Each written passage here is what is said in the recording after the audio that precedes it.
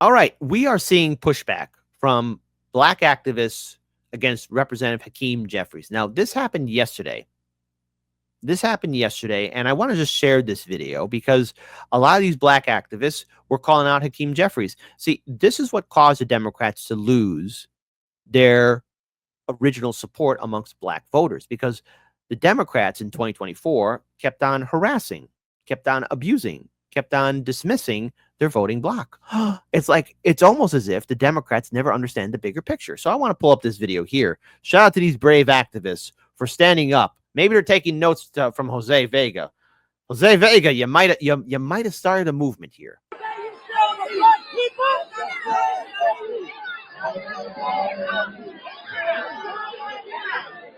President Biden's leadership, Democrats, you're a war criminal. How do you sleep at night?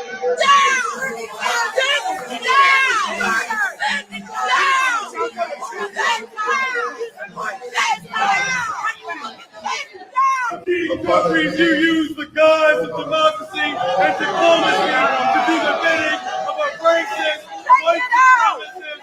Take it out!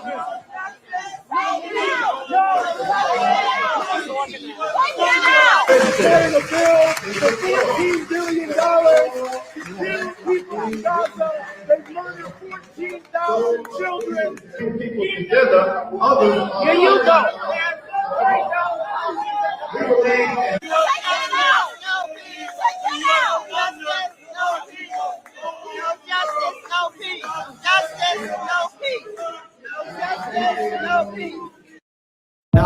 Now, first of all, I am very excited and very happy to see people challenging the Democrats, because the Democrats have forgotten, they have forgotten overall what really made them the party that they are. All right. They've forgotten that it's the voters that decide who they want. It's the voters that are really the main heart of a party. And for the most part, the Democrats have been dismissing all of their voters, dismissing all of their people. Why? Because the Democrats think that everyone's going to just fall in line, be subservient, not challenge them, and that, oh, everyone's just going to accept the world as it is, because the Democrats seem to have this audacity to think that they know better, that they're better, but they're not at all, because we're seeing more people call out the Democrats, most notably here. I want to pull this video up here, because even good old Cory Booker and Mark Kelly in Arizona were also called out by activists and organizers, okay? Because these people, these politicians, are the biggest hypocrites of them all. All right, and again, shout out to these black activists who did the right thing. They did the right thing calling out Hakeem Jeffries. They did the right thing, but there's more. There's a lot more. I mean, this is why you tune in to Hard Lens Media, because you see all this fun stuff. Just say to you, they want you to feel powerless. They want to overwhelm you. They want to make you think that you can't stop this. They want you to make you think that you are ultimately incapable of stopping their power and their might. You are doing the same thing. Right now. How are you? You are doing the same thing, you fucking hypocrite. Yes. Every one of you is doing the same thing. Every single one of you has been doing that. Stanton refuses to meet with his constituents when our families are dying in Gaza, and you have refused to meet with your constituents. I love that. We're rewinding that just one more time. I'm sorry. That was pure gold. And their might. You are doing the same thing. Right now. How are you? You are doing the same thing, you fucking hypocrite. Every one of you is doing the same thing. Every single one of you has been doing that. Stanton refuses to meet with his constituents when our families are dying in Gaza, and you have refused to meet with your constituents. And you don't care that our families are dying, that they're being killed, that they're being literally burned in their fucking houses, not metaphorically, literally burned, that we have our babies literally beheaded, literally no. And don't you like it how you got the tone, please? I need you to literally leave. I need you to get out of there, because heaven forbid, you know, that the Democrats need to be waking up to reality that the reason why they lost the black vote, the Arab vote, the white vote, Latino vote is because they keep on stepping on people. And when they are confronted by reality, the Democrats say, oh, well, they're fringe. Democrats, don't you notice something? Again, you have AOC and Bernie holding these rallies, but even at a Bernie Sanders rally, when a pro-Palestinian protester did show up there and they were taken out by the police, not taken out, but like at least escorted off the premise, the whole crowd was booing the actions of the police. And what did Bernie say? Bernie didn't do nothing. He said nothing. But if I rewind back the clocks way back in 2016, I remember when two protesters went on stage to protest and Bernie Sanders let them speak. It's almost as if no matter who's hosting a rally, be it Hakeem or Cory Booker or even AOC and Bernie, you go up against a narrative or you try and shatter that image now that they're trying to be the fighters. Hey, where were they during the Biden years as the fighters? Oh, you're immediately silenced. You're kicked off stage. Take her out. Let her talk. Let her talk. You make your point now. You make your point. You're going Let her to have talk. to leave. You are going to have to leave. Why are you saying that we should be protesting? You made your point now. Guys, let her be.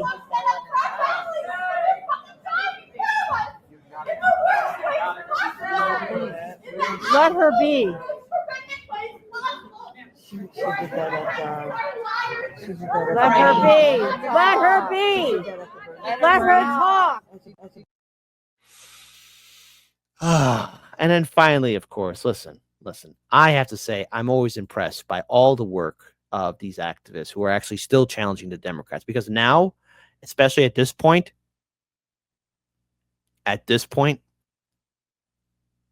they're trying to rebrand themselves. But never forget how they gave us the middle finger for the last 4 years. Relying on electoral politics and this new change is how people are going to get screwed over again and again and again.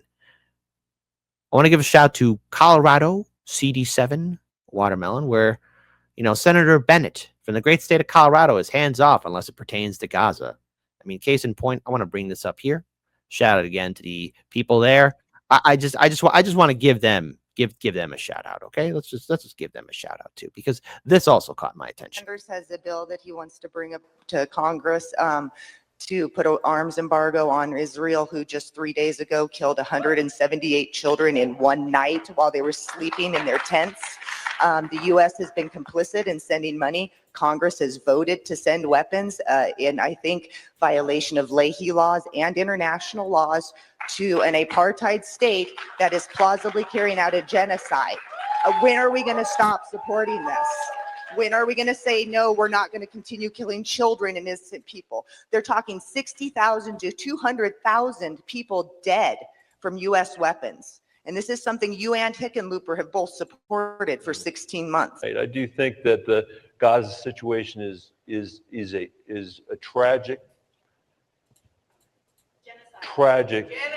situation, and it is my hope that we will someday be in a place where we are able to get a two-state solution there that can put. That's never gonna happen. Netanyahu said it's not happening. Netanyahu said it's not happening. That's not happening. Then never mind. You know what? It's like screaming at the ocean, telling the tides not to come in and out. This period. Flow of weapons, and they could stop killing people. And you're in a place where you could do it. Yeah, and we obviously have a different point of view about that, and that they're getting bombs dropped on their tents. That's not a different point of view. That's fact. Yeah. That's happening, and it's from weapons that are paid for with our tax dollars. It's from weapons that are paid for with our tax dollars. That's true. But what started? Yes, it's true. My God, there's people dying. They're dying in mass. That's what's happening here. Anybody care at all? I mean, we should kind of care just a little bit. War's been going on now for how long? Since October 7th, 2023? The madness and insanity that is before us. Started the conflagration that we're in right now. Okay. Well, thank you. We are going to agree. We will disagree on this tonight. I appreciate your advocacy. I'll have to take a look at it. Thank you for asking. What's the next question? Does America have a moral conscience anymore? I think How do you go to work when there are hundreds of thousands of Palestinians dying over and over again? I think- How do you feel morally? Are we witnessing a populace rising up? Are we seeing a populace getting more educated and aware about the terrors that are happening in the Middle East? Well, yeah, obviously we're seeing this.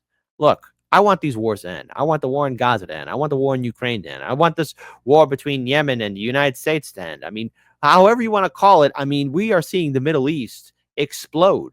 You have constant strikes happening in Lebanon. You have political instability in Syria. You have maybe, heaven forbid, potential conflict between the USA and Iran. Now, talks are happening. Here's hoping these talks are successful. And of course, you have the ongoing conflict that's happening in Yemen. U.S. strikes happening there. Dialogue must take place. Now, I said that this war in Gaza, all what it's going to do is lay down the foundations for the next war. And right now, it looks like we are dead set to follow that construction path. And we're going to be stuck in this maze for a very long time. Since the war on terror began, we've been there in the Middle East. And so far, I mean, all what we're seeing there is that fire grow larger and larger and larger. Where's the rational people? Where's the reasonable people at? Where are our leaders at? Gaza's been turned into a moonscape. Men, women, and children are dying, starving, being evicted. If Gaza's turned into the Riviera of the Middle East, and it looks like it's going to be that way. I hate being that bad guy, but it looks like, hey, that looks like it's going to happen. That Riviera of the Middle East will be built on the dead. Their ghosts shall haunt the streets late at night. And at the end, there will always be a price to be paid for it. The wheel always turns. These actions will come back to haunt all those involved. My only thing I have to say is, when younger generations look at us, when we're far older, they'll ask us the important question. What did you do? Did you speak out? And the most damning question of all, why did all of you just sit back and let this happen? If we want real change, it's not going to be through electoral politics, because confronting the Democrats, they made it very clear. They want you to shut up, don't challenge anything, and just follow orders. Never forget their previous actions. Never forget the past 8 years. Don't get suckered in 2026 and 2028 and thinking that this time around the Democrats will change. If they're going to ignore you and dismiss you now, don't fall for their honey potion words in the next 2 election cycles.